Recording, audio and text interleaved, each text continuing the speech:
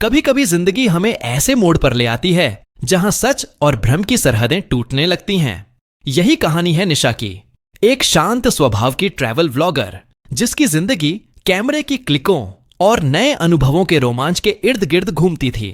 एक दिन वह एक पुराने कालेश्वर जंगल की खोज में निकल पड़ी। यह जंगल अपने रहस्यों और अनकही कहानियों के लिए बदनाम था। निशा को लगा वह सिर्फ एक नए लोकेशन की शूटिंग करने जा रही है, लेकिन असल में वह उस रास्ते पर चल चुकी थी जहां से लौटना आसान नहीं था। दोपहर ढलने लगी थी। चारों ओर धुंध इतनी घनी थी कि हाथ को हाथ नहीं सूझता। हवा में अजीब सी ठंडक थी और अचानक बारिश शुरू हो गई। वो घंटों चलते चलते रास्ता भटक चुकी थी। शरीर कंपा रहा था, कैमरा भीग गया था और पैरों में जान नहीं बची थी। तभी उसे दूर एक पुराना ढहता हुआ मंदिर दिखाई दिया। उसने अंदर शरण लेने का सोचा। मंदिर के अंदर सन्नाटा था। दीवारों पर जालों की परतें, टूटी मूर्तियां और बीच में एक चबूतरे पर रखी काली सी चमकती पत्थर की मूरत। जैसे ही निशा ने उसे छुआ, मूरत अचानक धड़कने लगी।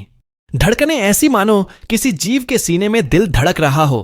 अगले ही पल काला धुआं उठा और धीरे धीरे एक लंबी रहस्यमयी आकृति बनकर सामने आई। वह एक आगंतुक था, न मनुष्य न देवता, कुछ बीच का।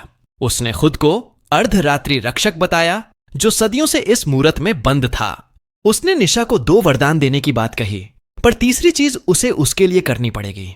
अगर नहीं की तो रक्षक और मूरत दोनों अपने अपने दंड के अधीन होंगे और निशा भी बच नहीं पाएगी। निशा डर गई, पर परिस्थिति मजबूर थी। पहली इच्छा उसने मांगी, गर्मी और सुरक्षा, ताकि वह ठंड से बच सके। एक पल में मंदिर में एक गर्म सुनहरी रोशनी फैल गई। दूसरी इच्छा उसने मांगी, अपने भाई आर्यन से आखिरी बार मिलने की, जो एक दुर्घटना में चला गया था। अगले ही क्षण आर्यन उसके सामने खड़ा था। वही मुस्कुराहट, वही आंखें। निशा की आंखों से आंसू बह निकले। वह उसे गले लगाकर फूट फूट कर रोने लगी, लेकिन समय खत्म होते ही वह गायब हो गया। निशा टूट गई। अब रक्षक की बारी थी। उसने बताया, उसकी आजादी तभी मिलेगी जब कोई इंसान उसकी रक्षा प्रतिज्ञा स्वेच्छा से पूरी करे। निशा ने पूछा, क्या है वो प्रतिज्ञा? रक्षक बोला, प्रतिज्ञा सरल है पर परिणाम भारी। जो मेरी रक्षा प्रतिज्ञा निभाएगा वह मेरी जगह लेगा। निशा के पैरों तले जमीन खिसक गई। मतलब उसे खुद उस मूरत का हिस्सा बनना पड़ेगा, सदियों की कैद में रहना पड़ेगा। निशा डर गई। रक्षक ने चेतावनी दी, अगर उसने इनकार किया तो उसकी सांसें अगले सूरज उगने से पहले थम जाएंगी।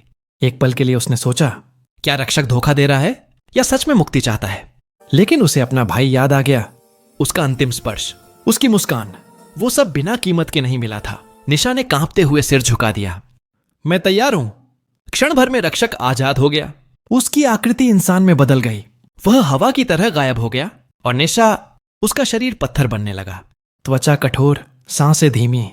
उसकी आंखें आखिरी बार चमकी और वह उसी मूरत की नई संरक्षक बन गई। असल में यह प्रतिज्ञा नहीं, एक धोखा था। हर रक्षक अपनी आजादी के लिए किसी मासूम की जगह लेता है। अब सदियों तक कोई नया यात्री, कोई नया इंसान अगर उस मूरत को छुएगा तो उसे भी वही सौदा करना पड़ेगा। जंगल आज भी वही है, मूरत भी और धुंध भी। अगर कभी आप वहां जाएं तो सोचिए, क्या आप किसी अजनबी की आजादी के लिए खुद को कैद कर पाएंगे? ऐसे और ढेर सारी कहानियां सुनने के लिए हमारे चैनल को सब्सक्राइब कर लें।